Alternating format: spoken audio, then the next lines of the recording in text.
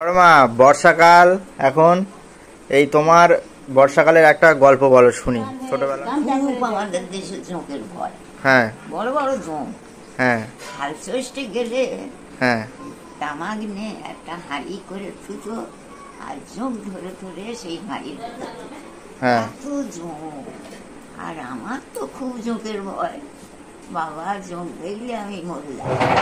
সাপের দেখে আমার ভয় নেই, ঝোঁকের দেখে খুব ভয়। হুম তারপরে ঠান্ডা হয়ে গেছে, তোলা পেরে হাল চষতেছে, ঠান্ডা হয়ে গেছে। তোলা ফেলে হাল চষতেছে। হাল চইলে ভালো হয়েছে আর নাই, এখন তারা ভালো হয়েছে না। চারটি পান্তানে যাবে। আমি বলি আমার তো চোখের ভয়, আমি তো যাবো না। হুম এখন বলে না না আমি নিয়ে যাই, এই বড় আশ্রয় দিয়ে তুমি এসো। আর আমি পান্তানে গেছি, বাবরে বাপ।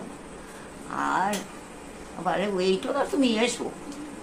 আর আমি যাচ্ছি, আর একটা ঝোঁক পায়ে ধরেছে, বড় ঝোঁক। আর আমি পান্তার থালাটা বাইয়ে দে, আর মরে যাই মরে যাই মরে যাই বলে পাঁচড়া তাজড়াতে এসে বলতেছে থামো থামো, দেখি কোথায় ঝোঁক। সে তখন নাচতে নাচতে ঝোঁক পড়েই গেছে। আর আমার সে পান্তার থালা সব বাইয়ে দিচ্ছে। এখন কি হবে?